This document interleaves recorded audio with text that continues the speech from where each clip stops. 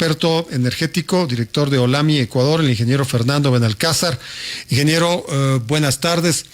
¿Qué nos puede decir de esta información, de este anuncio que acaba de señalar el ministro encargado de Energía, Roberto Luque? Bienvenido. Gracias, estimado Edgar. Un saludo a usted y a su audiencia. Son buenas noticias, ¿no? Todo el mundo estamos a la espera de volver a tener paz y tranquilidad. Y creo que la naturaleza y Diosito nos ha ayudado con el tema de las lluvias. Y creo que en un feriado inmediato, tener energía va a contribuir a no mantener ese ritmo de pérdidas que son fuertes. El mismo ministro anunció que se estimaron en $72 millones las pérdidas día, lo cual es un rubro impresionante. Y en el caso de aquellos que puedan disfrutar del feriado, salir de la ciudad, va a contribuir mucho y creo que va a contribuir a elevar el espíritu y la tranquilidad de las personas, aunque sea temporalmente por estos días. Bueno, el ministro ayer dijo que le separaban todavía 40 metros en la presa de Mazar para que se pueda hablar del final de los apagones.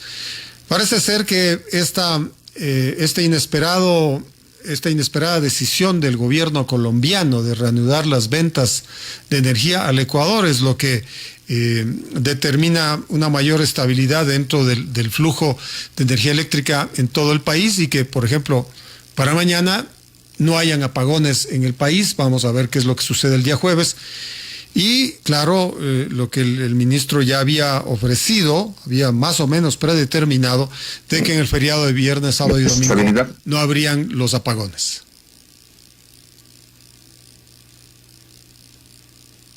Ya, la estabilidad que aporta al sistema nacional interconectado. La interconexión que tenemos con Colombia era muy importante porque precisamente va a permitir de alguna manera que la programación de los cortes, combinado a las cotas más altas y a la presencia permanente de agua en el sistema más importante, el sistema Mazar-Paute, va a permitir hacer programación de mejor calidad y no una programación que por la demanda y el consumo, sí es necesario hacerla con pocas horas de anticipación, 12 horas, y lo cual sí ha generado preocupación en el empresariado, en la industria y en los usuarios. Creo que eso es muy importante, de que se habla de una tarifa revisada, de una tarifa que va a estar en el rango del precio internacional, también es muy satisfactorio. Y aquí quiero yo aprovechar, en términos generales, felicitar la gestión que ha tenido el delegado del presidente, el ministro de Energía y Minas encargado, con todo el apoyo, con todo el soporte que viene a través de un estado de excepción para el sector energético y por ende el apoyo del Ejecutivo en todo sentido, más allá de la iniciativa misma de la declaratoria de emergencia que el propio ministro la ejecutó en el mismo día que le encargaron. Y como vemos, hay cosas que podemos elaborar a lo largo de la entrevista que se concretan simple y llanamente porque, como ya habíamos comentado en algunas de sus entrevistas, cuando de presidencia se dice algo, cuando el ministro dice algo, todo mundo tiene que correr atrás de dar resultados. Entonces yo creo que ha sido muy positivo en medio de todos los males. Creo que hay cosas muy positivas encaminadas a una solución a mediano y largo plazo que tomará varios meses, pero creo que el Ecuador podría nuevamente dejar de ver estos apagones como tuvimos el gusto de vivirlo por algunos años. El tema de la tarifa a Colombia. Según ayer mencionaba el ministro Luque, estamos hablando de 25 centavos el kilovatio hora, que es más o menos la mitad de lo que se pagaba los últimos acuerdos logrados en octubre, incluso un poquito más. De ahí que ¿a qué se deben pues estos cambios sustanciales en torno a la energía que se compra al vecino país? A la ley más básica de la economía, la oferta y la demanda. Recuerde que ese excedente que nosotros estábamos comprando de Colombia venía principalmente de generación térmica del sector privado. La de ahora también la es, ¿no? Son los excedentes térmicos. Entonces, había en su momento un principio básico de exceso de demanda y poca oferta, lo cual llevó sorprendentemente, a la aceptación de la titular de turno de precios que llegaron a superar los 60 centavos y generaron la reacción interna de los expertos y seguidores del tema tarifario y abrió otra serie de frentes en cuanto al mismo tema de las tarifas y los subsidios que existen en el país. Ahora, y ojalá pues siga lloviendo como está lloviendo en el sur del país y en la zona oriental y que se mantenga pues este acuerdo con Colombia. Veremos entonces, ojalá, en los próximos días la desaparición de los apagones. Pero ¿no cree, ingeniero Benalcázar, que la prudencia es lo que tiene que primar en este momento? Y todos los preparativos que ha mencionado el ministro Luque en estas últimas 2 semanas deberían afianzarse en los próximos meses. Y es que el estiaje está en cuestión de agosto, julio-agosto, el próximo. ¿Y qué? ¿Vamos otra vez a los apagones de agosto, de septiembre? No puede ser. Eso nadie lo va a admitir. Así es, Edgar. Y mi comentario anterior decía que la forma como está manejando el ministro encargado pone en perspectiva que él está buscando una solución a corto, mediano y largo plazo. Lo corto ya lo estamos viviendo por circunstancias de la propia naturaleza y buenas gestiones diplomáticas. A mediano y largo plazo, para mí es importante confirmar que cuando la autoridad, por una delegación del propio presidente, toma el toro por los cuernos, fíjese la reacción de los empleados, fíjese lo que está haciendo ahora SELEC, lo que está haciendo CENEL, lo que está haciendo el SENACE. Están buscando la forma de que aquellos excedentes de generación privada puedan ingresar al Sistema Nacional Interconectado. Y usted recordará que el mismo ministro dijo, sorprendentemente ha habido un oficio de febrero de este año, es decir, cuando en su administración, en su misma administración, que dificulta el proceso de recepción de esto. Otro punto que es importante poner sobre la mesa, y en entrevista con usted y con sus colegas en Radio Sucesos, yo lo mencioné, cuando salía la ley no más apagones, una de las grandes preocupaciones que se expresó es la limitación que querían poner a las iniciativas privadas. Yo defendí que no podía de ninguna manera ponerse una limitación porque era poner un candado asegurando que el Estado siga siendo el monopolio total de generación. Y la ley pasó estableciéndose que los proyectos privados hasta de 10 megas, que son proyectos pequeñitos, 10 megas versus una necesidad real de 700 megas es nada, podían mantenerse sin entrar a procesos públicos de selección. Y eso es algo que creo que tiene que ser revisado y enmendado en esa ley porque sigue siendo el talón de Aquiles para la inversión privada. El inversionista privado tiene lo que el Estado ecuatoriano no tiene, que es capital. Y mientras exista regulaciones, reglamentos claras, que es lo que se mencionó esta mañana, que SELEC, CENEL y SENACE están en un proceso de socialización de un reglamento que permitiría la inclusión del sector privado, va a ser posible una solución a largo y mediano plazo. Tema de Termogas Machala. Usted debe haber sido testigo, como el resto de ecuatorianos, de cómo el ministro definió claramente: bienvenidos a la capital de la ineficiencia, en donde simplemente descubren que hay unidades, 5 o 6 unidades paradas desde el 2015. Otras que ni se han desempacado, pero que ya están en necesidad de mantenimiento del fabricante, porque han pasado tantos años. Y habla de 400 megas, cuando la realidad nos indicaba, la supuesta realidad antes nos indicaba que podíamos idealmente llegar a 200 megas. Y eso es algo que solo se puede cambiar con esa decisión férrea del presidente y la delegación y lo ejecutivo que ha sido el ministro encargado. Bueno, pero el ministro también ha hablado de barcazas, ¿no? Barcazas es una costumbre para paliar estos problemas que tienen siquiera unos 40 años. Y nos acostumbramos muchísimo Así a eso, es. ¿no? Volvemos a eso, si es que ya lo mencionó, es mejor tenerlas ahí para los eventuales apagones de agosto, septiembre, octubre. Creo que las barcazas es el camino o la solución más asequible, más fácil y también un tema costoso, porque no solo es pagar por lo que generas, sino pagar por el stand-by requerido mientras no generas, igual se paga.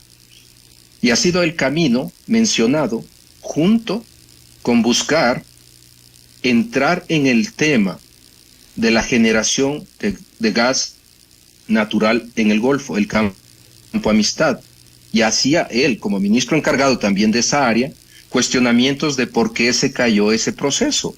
Y en su radio, en febrero, usted y yo conversamos largamente de la visión interna que puede tener Petroecuador de que todos esos procesos no progresen.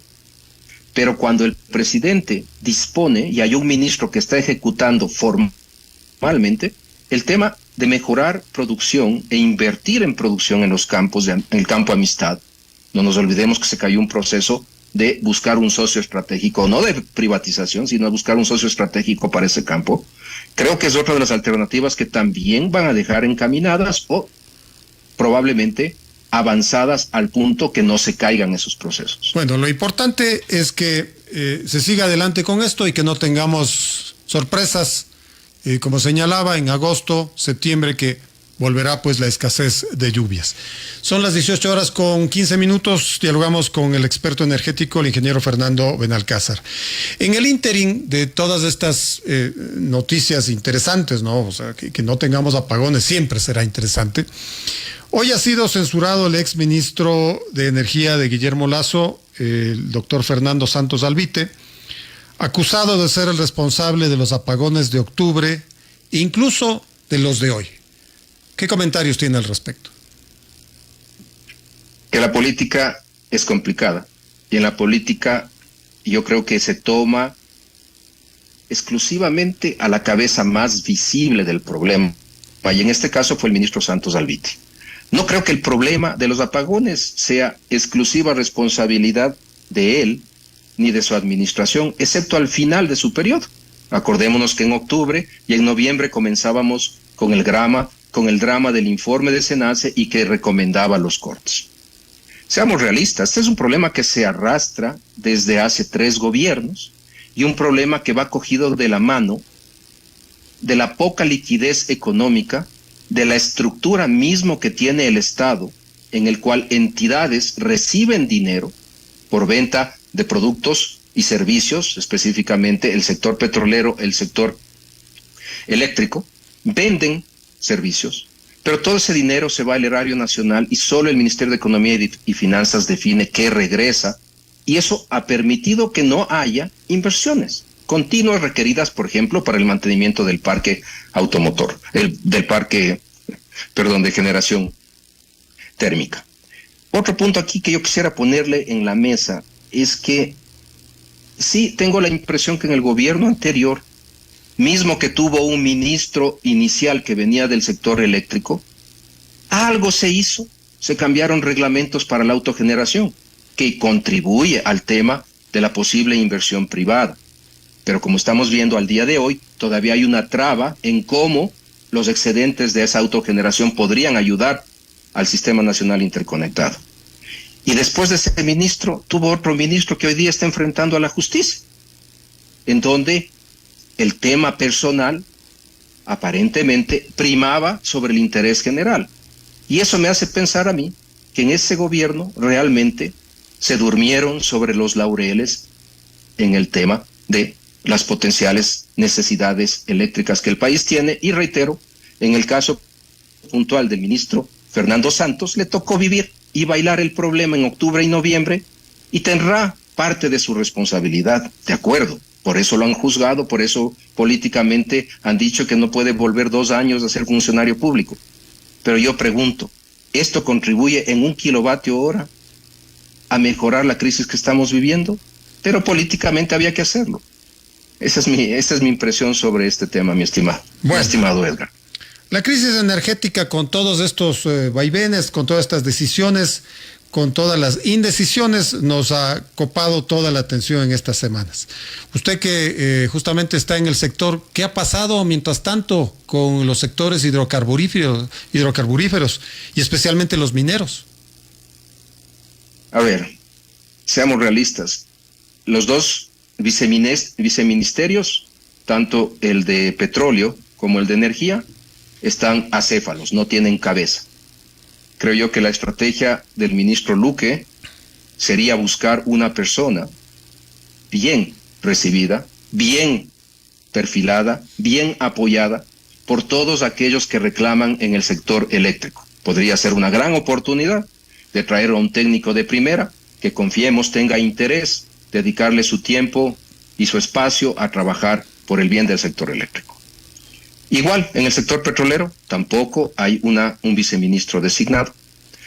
Ahora, en el sector minero, desde hace un par de días, un funcionario de carrera, ya es un funcionario de carrera porque está, si no me engaño, en 2 administraciones en el sector público, fue viceministro de Telecomunicaciones en la administración anterior, ha sido designado como viceministro de Minas a partir del 27 de abril.